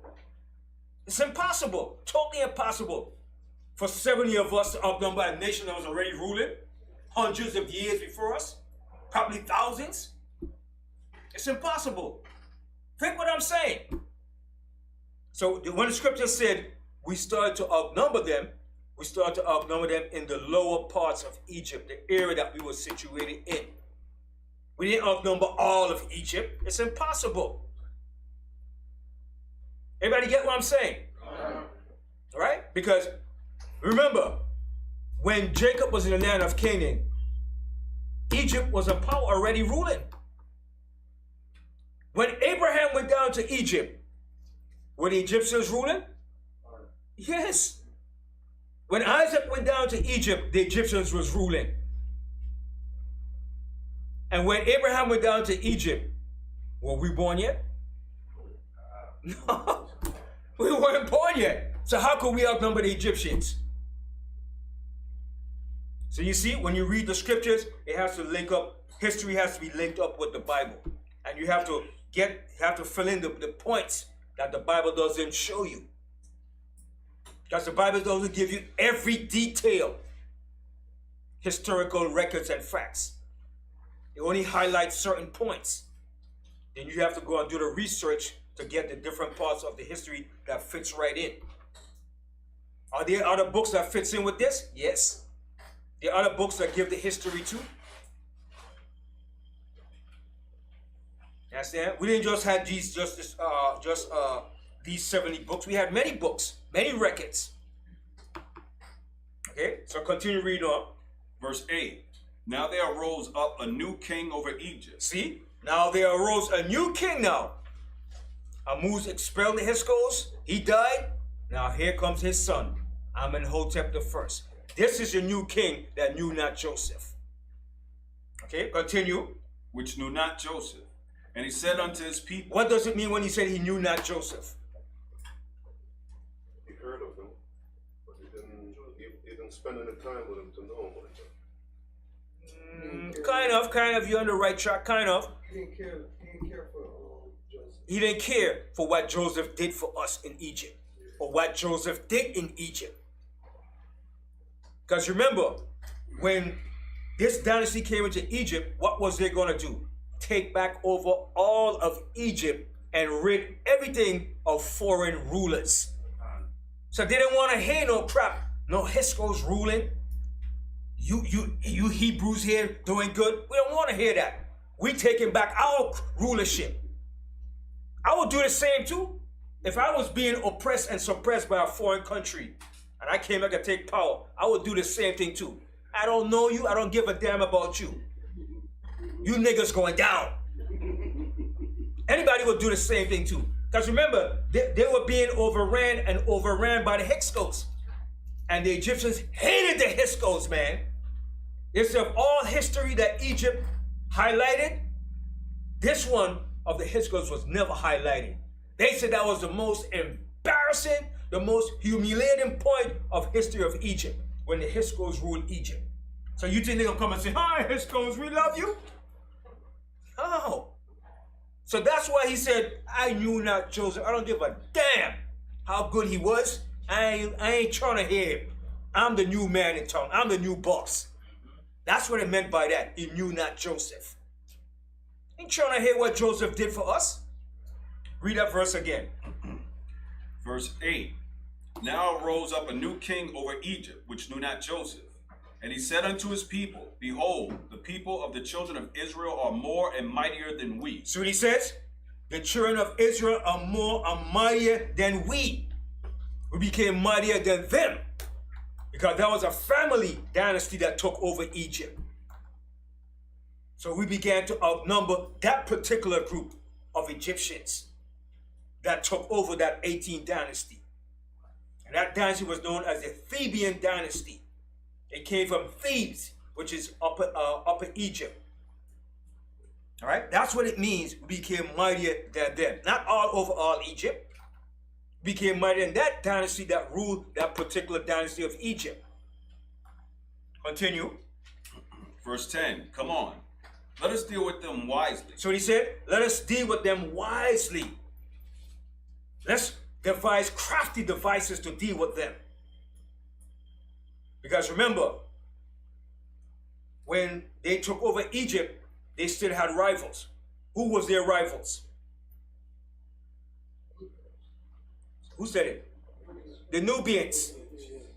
The Nubians, the Ethiopians were still their rivals. Because they were still fighting against the Nubians. They expelled the Hyksos, so that's one problem gone. Okay, we got the Hyksos out now, but wait, we still got the Nubians there. All right, continue. Verse 10. Come on, let us deal with them wisely, lest they multiply. And it come to pass that when there falleth out any war. See what he says? So he was thinking of what? Political, socially. He was thinking, wait a minute, we just can't just do anything to them now. Because if anything happened now, they're going to join forces with the Nubians. Because the Hyksos had affiliation with the Nubians too. That's why they was able to keep Egypt suppressed. Okay, continue. When there falleth out any war, they join also unto our enemies. Right, because he just expelled the Hyksos. He said, wait a minute, lest they join with our enemies. Who were their enemies? The Nubians. So he was saying, be careful now. Let's do something better now. If we get them out the land, these Hebrews are going to join up with the Nubians and fight against us and take us down again. And we can't have that. Continue. They join also unto our enemies and fight against us. See? So he was thinking on those levels. He was thinking what? Militarily, politically. All right? Continue. And so get them up out of the land. Therefore they did set over them taskmasters. So he said, you know what instead? Let's put them in slavery, man. They ain't going nowhere. Let's put them here and let's use them. Continue. Taskmasters to afflict them with their burdens. And they built for Pharaoh treasure cities. See? So they built for Pharaoh treasure cities like we read earlier. We built palaces, temples. That's what we was doing during that time period. Continue. Pithom and Ramses. Pithom and Ramses. Then Ramses came later on and he took that same land over. So we were building up cities for Ramses. So when he came in, it was already being prepared for Ramses in the 19th dynasty. Okay, continue. But the more they afflicted them, the more they multiplied and grew. And they were grieved because of the children of Israel. Mm-hmm. And the Egyptians made the children of Israel to serve with rigor. With rigor. They didn't slack nothing on us, man. They put the pressure on us, man. Okay, continue. And they made their lives bitter with hard bondage, in mortar, and in brick. See? Mortar and brick, not stones. Brick. Because they're going to try to trip you up and say, yeah, you Israelites built the pyramids, right? And first thing we say, we built them. Yeah, we built them. That's the first thing we'll say out our mouth. Yeah, we built the pyramids. Then the Egyptians, they're crafty too. These Egyptologists, they're going to say, oh, you built the pyramids, huh? And they'll say, what was it built by? And the first thing you're going to say, yeah, brick. Right there, you put your foot in your mouth. You understand? Because they're going to try to trip you up. They're going to say, if you were in Egypt and you built the pyramids, what did you build the pyramids with? The pyramids wasn't built by bricks. It was built by stones. Okay? When we came in, we started building structures from bricks. Remember, the Giza pyramids and all those other pyramids were built by stone, not by bricks. So be careful how you say, yeah, we built the pyramid of Egypt. And then you put your foot in your mouth. And then they put you to the test and say, yeah, how was it built by? And you're going to say stone. And that's where you're going to say bricks. And that's where they're going to catch you right there. So at this point, this when Amenhotep, Thutmose, and all these different pharaohs was ruling Egypt. So read that verse again, Yeshua. Verse 14. And they made their lives bitter with hard bondage, in mortar and in brick. In mortar and bricks, go ahead. And in all manner of service in the fields. See, and all manner of service in the fields. Whatever you could think of, we was doing in the field. Okay? Running the irrigation, the back channels, so the water could bring water in from the Nile. Irrigation, we was doing all of that. Hard bondage, man. Building up mighty structures for these pharaohs. Okay, continue. All their service wherein they made them serve was with rigor. And the king of Egypt spake to the Hebrew midwives, of which the name of one was Shiphrah, and the name of the other Puah. And he said, when you do the office of a midwife to the Hebrew women, and see them upon the stools, if it be a son, then you shall kill him. See what he said? If it be a son, you kill him. Why did he say to kill the sons? They're the seed, and what else too? The sons are the ones that's going to fight in the middle to take over the Egyptian empire. So you destroy the population, genocide. You kill the male population, and you leave the female alone. That's what he was doing.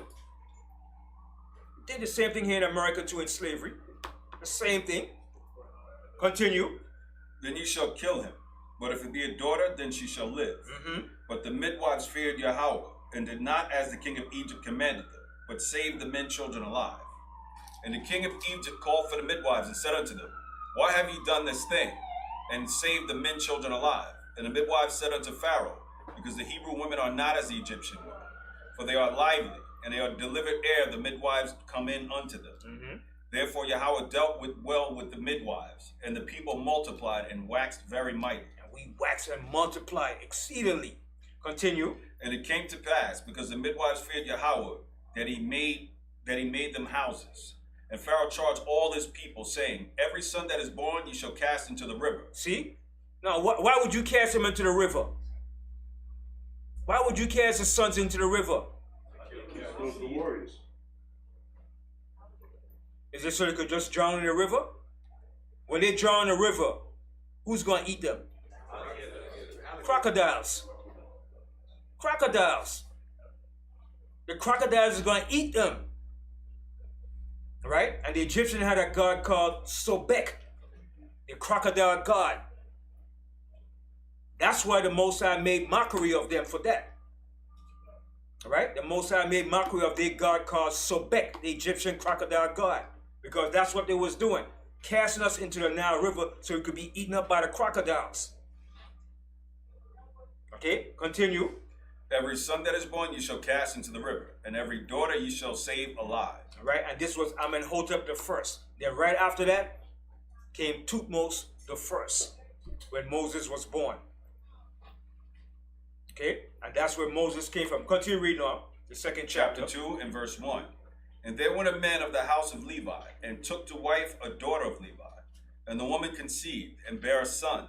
And when she saw him that he was a goodly child, she hid him 3 months. And when she could no longer hide him, she took for him an ark of bulrushes, and daubed it with slime and with pitch, and put the child therein. And she set it, and she laid it in the flags by the river's bank. And his sister stood afar off to wit what would be done to him. And the daughter of Pharaoh came down to wash herself at the river, and her maidens walked along by the river's side. And when she saw the ark among the flags, she sent her maid to fetch it. And when she had opened it, she saw the child, and behold, the babe wept. Right. So who was this? All right. And who was the female that found him? What was her name?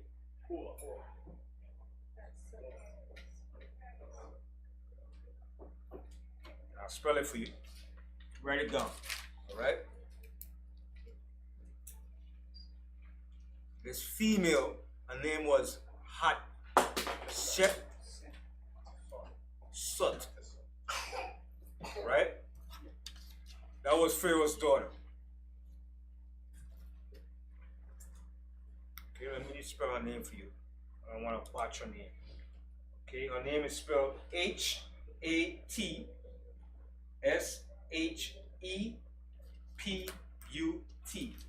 Hatshepsut. H-A-T-S-H-E-P-U-T.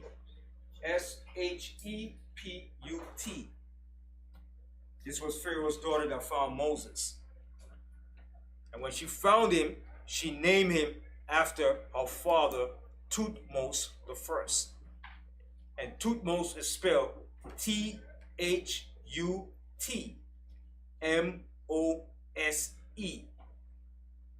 And this was Thutmose the first. Right? When Moses was born. So you see how it links up? So everything links up. The only way you can find this, you have to go into the 18th dynasty. And when you go into the 18th dynasty, you'll see the names of all the kings that reigned in that 18th dynasty. Then you have to fit the pieces in. All right? So Thutmose the first, that was her father.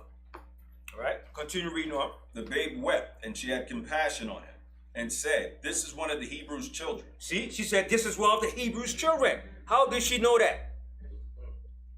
How did she know that? How did she know that was one of the Hebrews' children? Why did she say, oh, that's an Egyptian baby, oh, that's...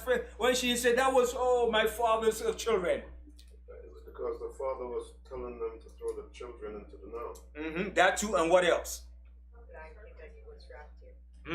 The blanket that he was wrapped in. Right. It was a Hebrew apparel that he had wrapped up into.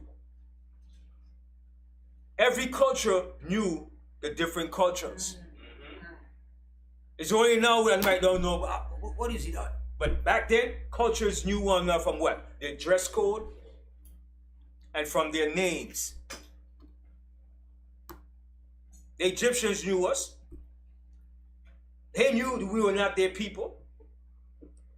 That's when she saw it, she's like, wow, that's one of the Hebrews' baby. Right off the bat, she knew it was a Hebrew baby. We looked different. Even though we were both dark-skinned, but we looked different. Okay, continue. Verse 7. Then said his sister to Pharaoh's daughter, "Shall I go and call to thee a nurse of the Hebrew women, that she may nurse the child for thee?" And Pharaoh's daughter said to her, "Go." And the maid went and called the child's mother.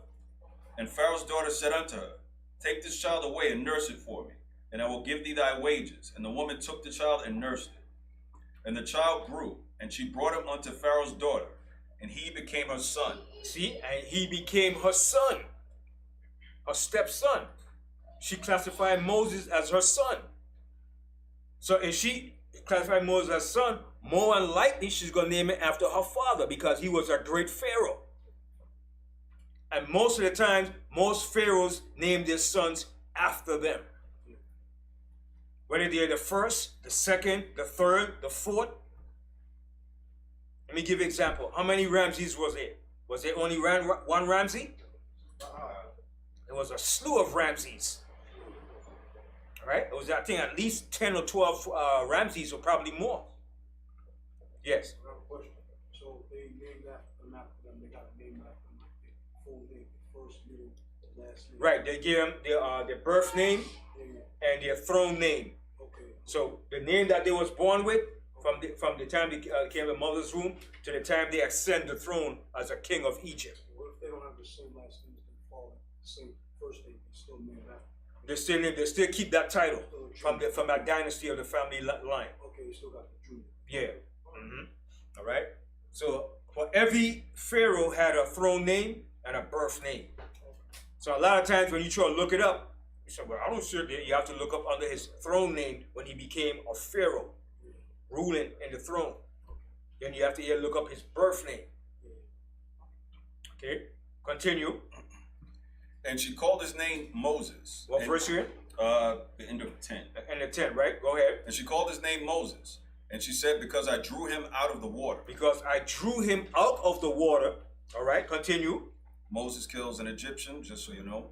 And it comes to pass in those days, when Moses was grown, that he went out unto his brethren, and looked on their burdens, and he spied an Egyptian smiting in Hebrew. Now, in these verses here, these are years gone by, years between each of these verses. Because when you get down here now to the 11th verse, this is 40 years after. This is like 40 years after, now that he's a full-grown man. Because in the 10th verse, he was what? A baby, right? Now, when you get to the 11th verse, he's what? 40 years old right here.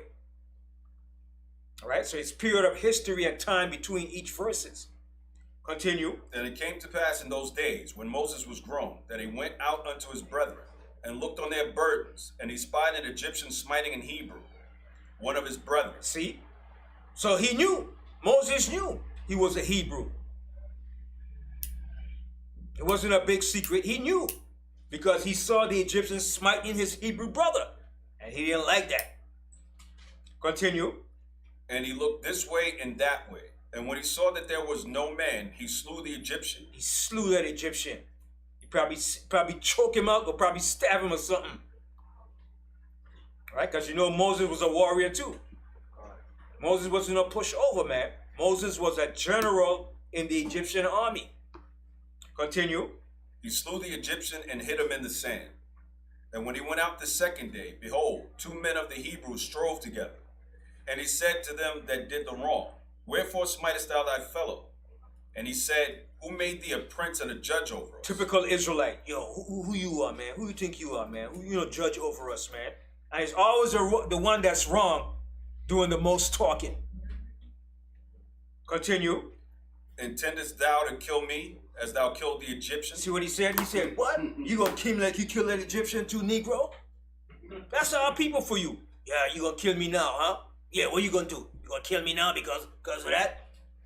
So when Moses saw that, go ahead. And Moses feared and said, surely this thing is known. So Moses feared. Why did Moses fear?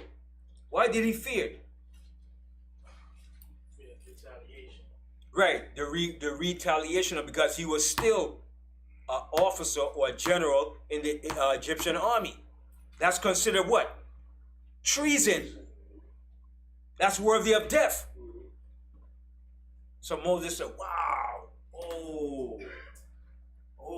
this thing is known now. And you know he was going to rat. That's an Israelite right there. He's going to rat for cheap. You ain't got to pay him off. Tell me who did it. Yeah, the general you had there. Right away, the Egyptians going to say, the general? The only general we have is Moses. All right? Continue. Verse 15. Now when Pharaoh heard this thing, he sought to slay Moses. Now, this was another Pharaoh now that came into power. This Pharaoh here was Thutmose II. All right? There's another Pharaoh here now. Continue. But Moses fled from the face of Pharaoh and dwelt in the land of Midian. Where is the land of Midian? Ethiopia. Why y'all keep saying Ethiopia? Why y'all keep saying Ethiopia? The land of Midian is Saudi Arabia. Right? They were the Midianites.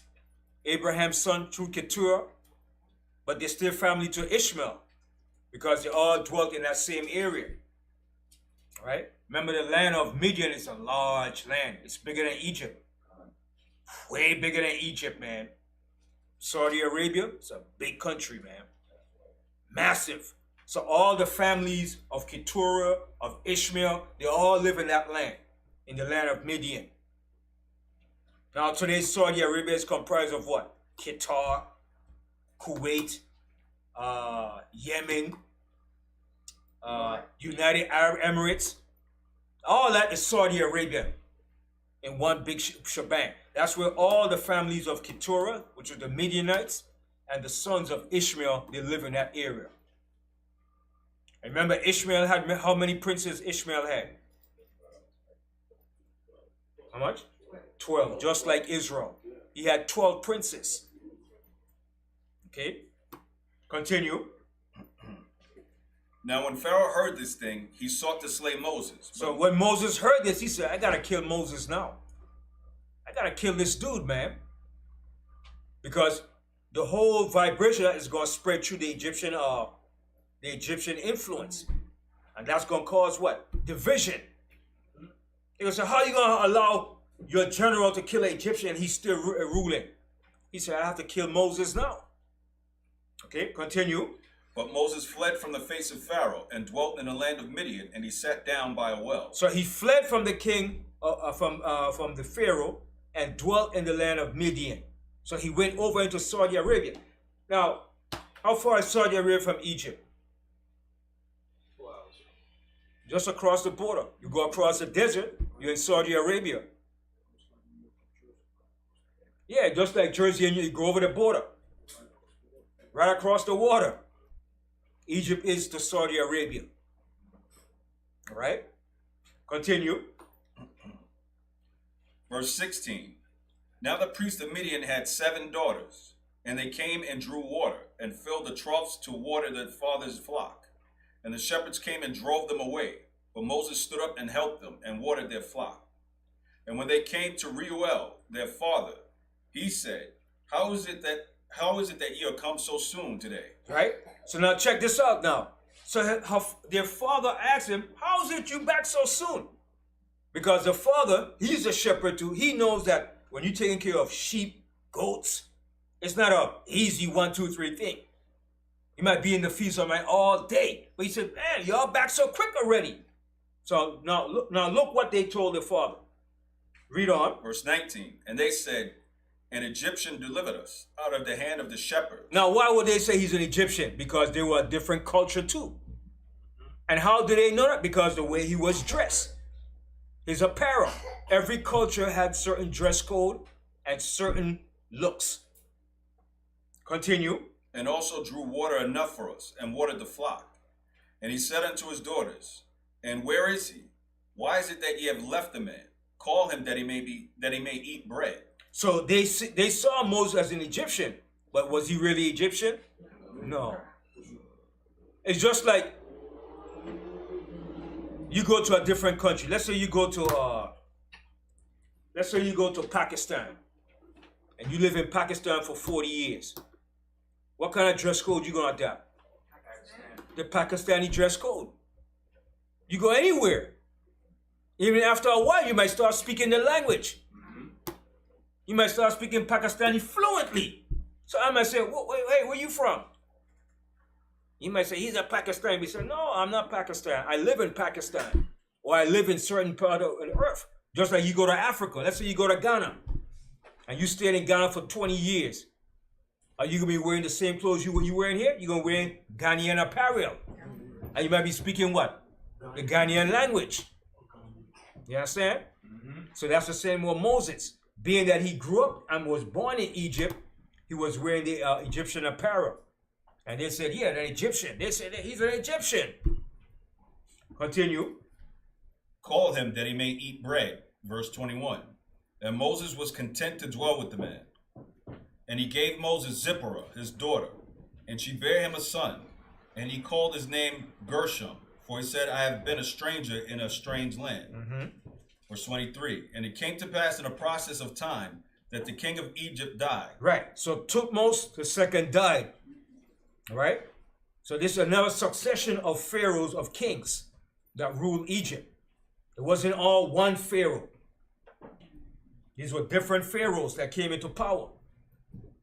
While Moses was out into Midian, this was already 2 pharaohs. All right? That transpired, that came into rulership. Now, I'm going to read the time period of the pharaohs. All right?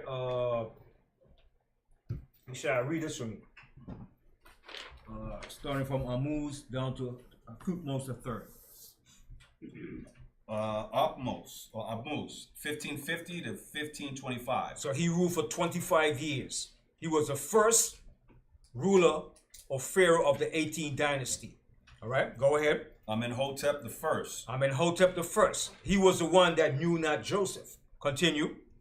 Thutmose the first, 1529 to 1516, 13 years. So Amenhotep ruled for 21 years. He ruled for 21 years. Then he died. All right, go ahead. Thutmose the second, 1516 to 1506, 10 years. He ruled for 10 years. But Thutmose ruled for how much? 13. Thutmose ruled for 13 years. All right, go ahead. Hatshepsut, 1504 to 1484, 20 years. She ruled for 20 years. All right, go ahead. Thutmose III, 1506 to 1452, 54 years. He ruled the longest. Of all the pharaohs that took over from that 18th dynasty, he ruled the longest. Then, one of the longest ruling pharaohs that came after in the 19th dynasty, what was his name? And he ruled the longest. He was famous. King Tut lived a short period of time. Ramses ruled for a long time, and he said he had like over 150 children. All right, he ruled for about 67 years in the 19th dynasty. But Thutmose III ruled for 54 years, and he was that pharaoh during the time of the Exodus. All right, go ahead. Amenhotep II, 1455 to 1418, 37 years. Mm-hmm. So Joseph died before the Hyksos were expelled. Okay, that's it. So that was the time period for these are the major pharaohs that ruled. You have more, but these were the major ones that was involved while we was there in Egypt.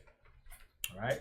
So Thutmose III ruled for 54 years, and like I said, while he ruled, he had the most campaign fighting against the Nubians and going into the Levant. He had 17 annual campaigns, but the 18th one, he didn't make it because his army was decimated. How was his army decimated? His army got destroyed in the Red Sea during the Exodus. Now, the Most High allowed him to live to see the destruction of his army. All right? Then after that, when he died, another pharaoh came in and took over. All right? So we left that 18th dynasty while that dynasty was still ruling.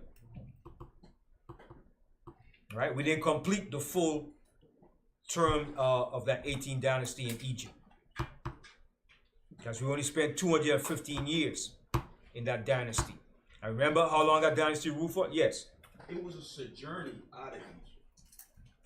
A sojourner? Yeah, for the 12 tribes. So there was more of a sojourning for the Israelites. Yeah, we sojourned out of Egypt. Right. Mm-hmm. Okay. Right.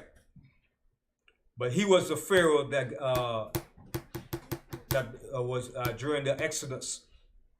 Thutmose III. All right. So where we left off in our Exodus? Verse 23. Verse 23. Exodus chapter 2 and verse 23. And it came to pass in the process of time that the king of Egypt died, and the children of Israel sighed by reason of the bondage. And they cried, and their cry came up to Yahweh by reason of the bondage. And Yahweh heard their groaning, and Yahweh remembered his covenant with Abraham, with Isaac, and with Jacob.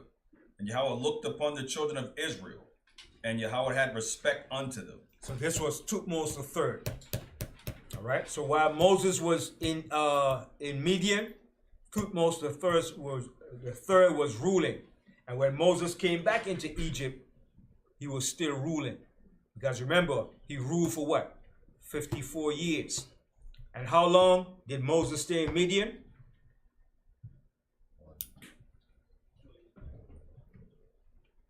How long did Moses stay in Midian? 40 years. All right. Remember, Moses left Egypt at 40, went down to Midian, and stayed in Midian for 40 years. Then at the end of 40 years, he came back where? Into Egypt. At what age? 80. So those 40 years that he was gone, Thutmose III began to rule. And how long did Thutmose rule for? 54 years. So it ties right in with the time period that Moses was exiled from Egypt and came back. And then when you go to Exodus, the 7th chapter now, let's go to Exodus, the 7th chapter. And start from the first verse. So this same Thutmose III was ruling when Moses came back into Egypt. Exodus 7:1. Exodus chapter 7 and verse 1. And Adonai said unto Moses, See, I have made thee a god to Pharaoh, and Aaron thy brother shall be thy prophet. Thou shalt speak all that I command thee, and Aaron thy brother shall speak unto Pharaoh, that he send the children of Israel out of his land. And I will harden Pharaoh's heart, and multiply my signs and my wonders in the land of Egypt. But Pharaoh shall not hearken unto you, that I may lay my hand upon Egypt, and bring forth mine armies and my people, the children of Israel, out of the land of Egypt by great judgments. And the Egyptians shall know that I am Yahweh, when I stretch forth my hand upon Egypt, and shall bring out the children of Israel from among them. And Moses and Aaron did as Yahweh commanded them. So did they. And Moses was 80 years old. See, Moses was 80 now when he met with this Pharaoh, Thutmose III. Okay, go ahead. And Aaron 83 years old. And Aaron was 83 years old. Go ahead. When they spake unto Pharaoh. When they spake to Thutmose III. So that's the length of the slavery right there. Because the slavery started with Moses and it ended when Moses brought us up with the Exodus. So when Moses came back into Egypt, he was 80 years old and he spoke with this Pharaoh. Continue. And the Most High spake unto Moses and said unto Aaron, saying, When Pharaoh shall speak unto you, saying, Show a miracle for you, then thou shalt say unto Aaron, Take thy rod and cast it before Pharaoh, and it shall become a serpent. All right. So we see this is the Pharaoh that Moses dealt with, Thutmose III. That was the Pharaoh. Okay. So I'm gonna end the class here. I got more to bring out, but it's a good bit more. I know y'all might get tired. All right. I don't want to bombard your brain with too much information, because too much information could really get you tired. Yes. So I just want to say to James, though, he was reading about this. Of course, I always think about the movie. That's why the Most High so fast. But the Most High makes examples. He makes television sets. But you know the part when he said earlier, he says, "Fear not when you go down to Egypt." And we're in spiritual Egypt right now. I don't fear. You're not supposed to fear when we go out there now, right? That's what I want to say. So much, but you know. All right. I say that. So everybody get the time period and the picture that I'm trying to show who the Pharaoh that knew not Joseph was. All right. So I'm gonna ask a question again for verification and for overstanding. How many years did we spend in Egypt overall? 215. Who said 430? 215. My goodness, man. 215. 215 years we spent in Egypt. How many years of it was we in slavery? 80. Okay, now y'all talking to me. All right, now y'all sound like y'all sure and positive. Okay, so when we went down to Egypt, who were the initial rulers of Egypt at that particular time? The H.O.D.C. And when we went down there, who in particular of our family was ruling Egypt? Joseph. How long did Joseph rule in Egypt? Y'all sure? Y'all sound skeptical. Y'all wrote the scriptures down? 80 years. All right? And how many years was the slavery? 80 years. 80 plus 80 is how much? 160. 160. 160 subtracted from 215 is how much? 215 minus 160 is how much? 215 minus 160. 55. What is the 55 years? Let me see if y'all can figure it out. What is the 55 years?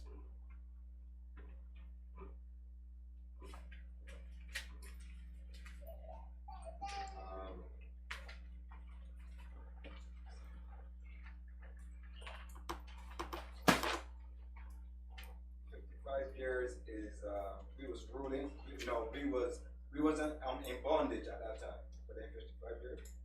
Mm-hmm. You get in there. You get in there.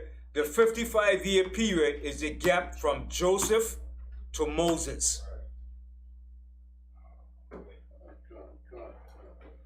The 55 years is the gap from Joseph to when Moses was born.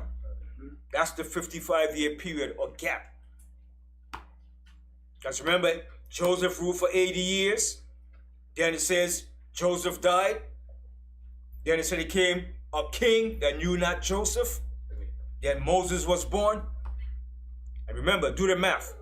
If we spent 215 years in Egypt, Joseph ruled for 80 years, Moses 80 years, 160, and you subtract that from 215, 55 years. That's the gap between Joseph to Moses. It's right there all the time. It's basic math. All right?